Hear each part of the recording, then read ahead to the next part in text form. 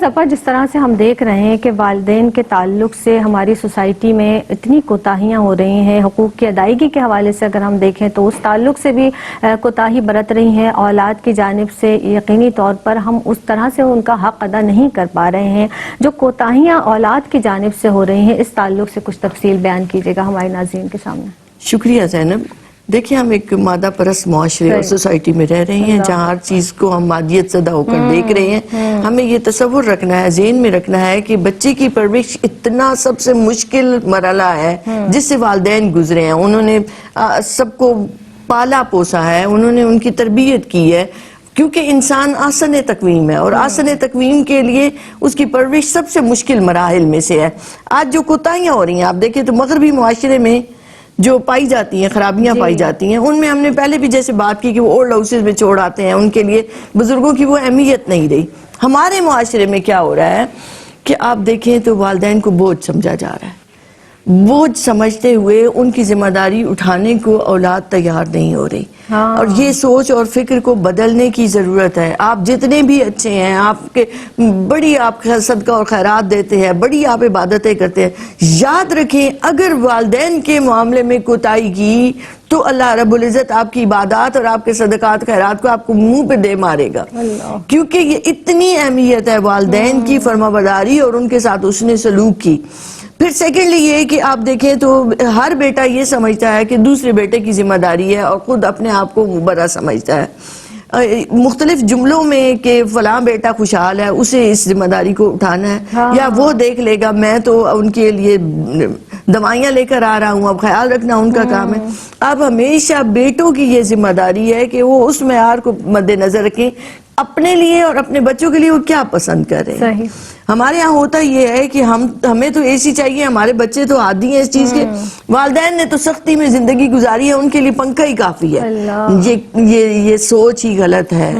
تو آپ نے جو سہولتیں، جو آسائشیں اپنے اور اپنے بچوں کے لیے پسند کی ہیں، اس سے پہلے آپ اپنے والدین کو فراہم کریں، یہ آپ کی ذمہ داری ہے، اور آپ نے ایک لمحے کو بھی نہیں سوچنا کہ دوسرا بیٹا کیا کر رہا ہے۔ ہر ایک نے اپنی قبر میں جانا، ہر ایک نے اپنے اعمال کا جواب دینا ہے۔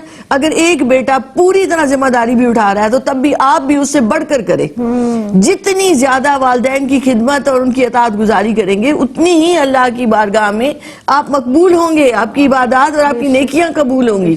تو یاد رکھیں والدین کا درجہ اور ان کا مقام اور مرتبہ اسی لیے بیان کیا جا رہا ہے۔ پھر آپ دیکھیں تو ایک اور جو ہے کہ اگر ان کی صحت جواب دے گئی ہے، وہ چارپائی پر لگ گئے ہیں، تو ان کی کیئر نہیں کی جاتی، ان کا خیال نہیں رکھا جاتا بالکل بھی، اور یہاں تک کہ بعض جگہ پہ تو بیٹیوں کے سپرد کر دیا جاتا ہے کہ یہ اس کی ذمہ داری ہے، تھوڑی سی مالی مدد کر کے یہ سمجھا جاتا ہے کہ ہم نے تو اس کی مالی مدد کر دی، اب ذمہ داری اس کی ہے کہ وہ باپ کو سنبھالے، ماں کو سنبھالے۔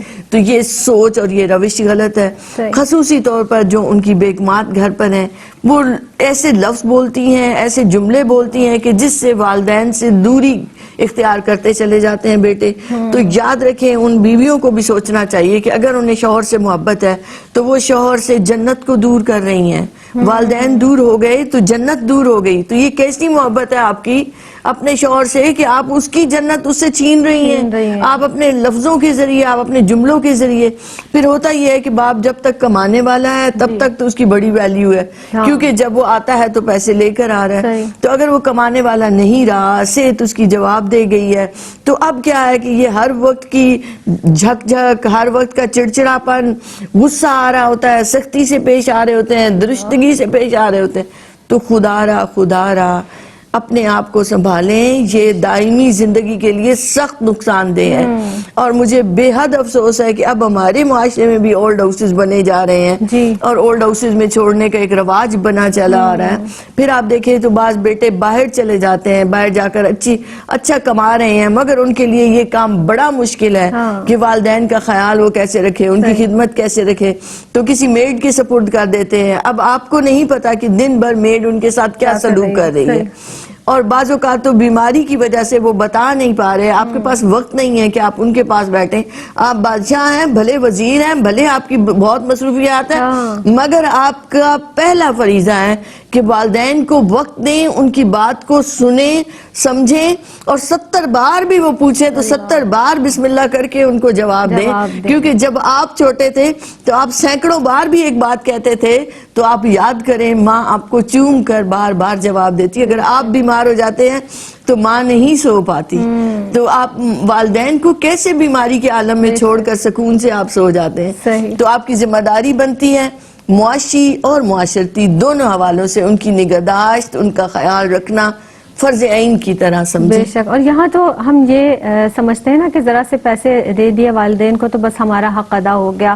اور مجھے ایسا معلوم ہوتا ہے کہ بیٹیاں بے شک اپنے سسرالوں میں یقینی طور پر مصروف ہوتی ہیں، یا شوہر کی طرف سے اگر سختی کا رویہ ہو اس کے باوجود بھی کسی نہ کسی طرح وہ والدین کا خیال رکھتی ہیں، کسی نہ کسی طرح وہ ان کو پوچھتی ہیں، ان کو ہیلپ کرتی ہیں جہاں بھی ان کی ضرورت ہوتی ہے. السلام علیکم ناظرین. دینی معلومات اور احکامات پہ مبنی پروگرامز دیکھنے کے لیے ہمارے چینل ARYQTV کو سبسکرائب کیجیے، اور ہاں بیل آئیکن کو دبانا مت بھولیے گا تاکہ آپ کے پسندیدہ پروگرامز مس نہ ہوں.